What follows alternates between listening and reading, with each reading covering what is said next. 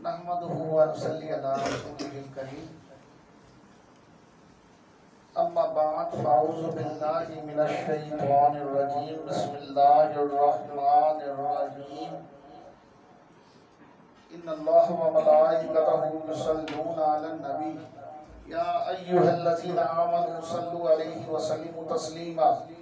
अस्सलातु वस्सलामु अलैका या सय्यदी या रसूलल्लाह व अला आलिका व अस्हाबिका या सय्यदी या हबीबल्लाह।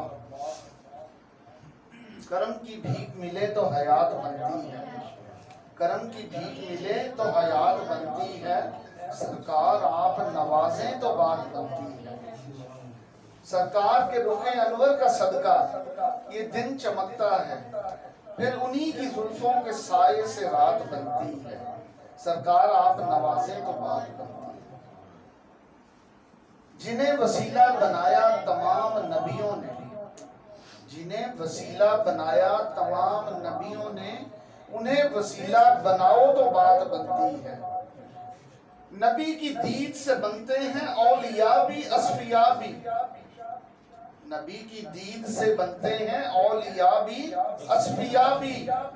इसी सूरत से सूरत निजात बनती है। सरकार आप नवाजे तो बात बनती है। हज़रात, दो मौज़ूआत हैं। एक तो पहला मौजू तो पैगाम आस्ताना आलिया फैसलाबाद शरीफ है, मुर्शद करीम की तरफ से जो आजकल फरमान है। अकीदा ख़त्म नबूवत के बारे में मैं चंद कलमात पहले बात करूँगा। हज़रात, जो वक़्त इस वक्त उम्मत मुस्लिमा पे आ चुका है, ये बहुत ही क़यामत के कुर्ब का दौर है, बहुत ही पुरफितन दौर है। और इस दौर के अंदर जो सबसे बड़ा फितना सर उठा रहा है वो दोबारा ख़त्म नबूवत का अहम तरीन मसला है। क्योंकि आज इस क़यामत के इस पुरफितन दौर में, क्या कुर्ब क़यामत के इस पुरफितन दौर में क्या हो रहा है कि इस अहम तरीन मसले को, इस अहम तरीन मसले ने इतना सर उठा लिया है कि लोगों को, बहुत सारे लोगों को इसी बात में वर्गलाया जा रहा है कि नबी और भी आ सकते हैं।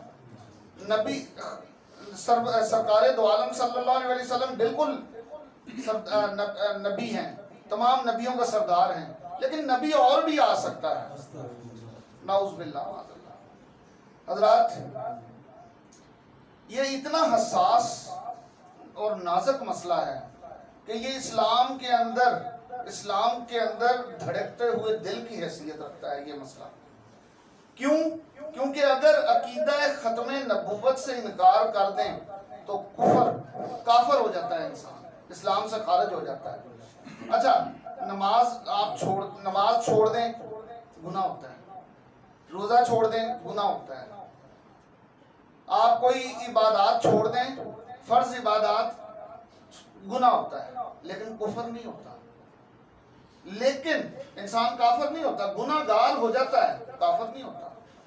लेकिन जिस वक्त दिल में इतना ख्याल आ जाए या किसी के कहने से आप इतनी सी उस बात में थोड़ी सी हामी डालें, आप नबी ठीक है, सरदारुल अंबिया सरकार दो आलम सल्लल्लाहु अलैहि वसल्लम ही हैं, लेकिन नबी और भी आ सकता है। बस इतना कहते साथ ही इस्लाम से खारिज हो जाता है, वो बंदा काफिर हो जाता है।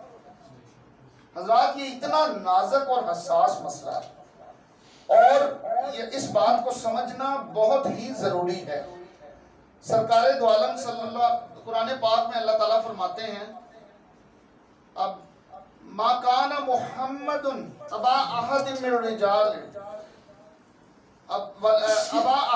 रिजालिकुम वलाकिन रसूलुल्लाहि व खातमन नबिय्यीन। अल्लाह ताला कुरान पाक में वकान अल्लाहु बिकुल्ली शैइन अलीमा। अल्लाह ताला कुरान पाक में फरमाते हैं कि ये मोहम्मद सल्लल्लाहु अलैहि वसल्लम तुम में से, मर्दों में से किसी के बाप नहीं है, और ये तमाम नबियों पे खातमुन नबिय्यीन की मोहर है इन पे। यानी तमाम नबियों के, तमाम अंबिया के बाद ये सरदारुल अंबिया खातमुन नबीयीन बन के आए हैं और इनके बाद और कोई नबी नहीं। अल्लाह ताला ने मोहर लगा दी है। और फिर उसके बाद फरमाया, और ये बात किसकी है? उन रब्बुल आलमीन की है जो तमाम पूरी कायनात, पूरी खुदाई के इल्म रखते हैं। तमाम इल्मों के जानने वाले रब्बुल आलमीन की तरफ से ये कानून बना दिया गया कुरान पाक में। ये पूरी खुदाई पे ये बात लाजम कर दी गई कि ये तमाम नबियों की नबूवत पे मोहर हैं और खातमुन नबीयीन है। हज़रत यहाँ पे मैं आपको एक बात थोड़ी सी इसके साथ मैं अर्ज कर दूं कि अपना तो बस यही अकीदा है और यही है सिद्के यकीन। ए रसूल हाशमी, आपके बाद कोई नबी नहीं। हज़रत अल्लाह ताला कुरान पाक में फरमाता है, सहाबा कराम ने एक दफ़ा सवाल किया, या रसूल अल्लाह सल्लल्लाहु अलैहि वसल्लम, आप सरदारुल अंबिया हैं, आप इमामुल अंबिया हैं, लेकिन आप किस किस के नबी हैं? आपकी नबूवत का दायरा कहाँ तक फैला हुआ है? तो आप सल्लल्लाहु कुरान पाक में आयत उतर है कि फरमाया कि कुल फरमा दीजिए मेरे महबूब, आप इनको बता दीजिए, फरमा दीजिए, या अय्युहन नासु इन्नी रसूलुल्लाहि अलैकुम जमीआ। ए महबूब, इनको फरमा दीजिए अपने गुलामों को कि मैं तो तमाम इंसानियत के लिए नबी बनकर भेजा, नबी बनाकर भेजा गया। यानी आपकी नबूवत पूरी कायनात बनी नौ इंसान पर है। और फिर कुरान पाक की एक और आयत है, और ये आयत ये वाज़ेह करती है कि आप तमाम अंबिया के भी इमाम हैं। वमा अरसलनाका इल्ला रहमतल लिल आलमीन, और नहीं भेजा हमने आपको मगर तमाम जहानों के लिए रहमत है। और इसमें तमाम जहानों में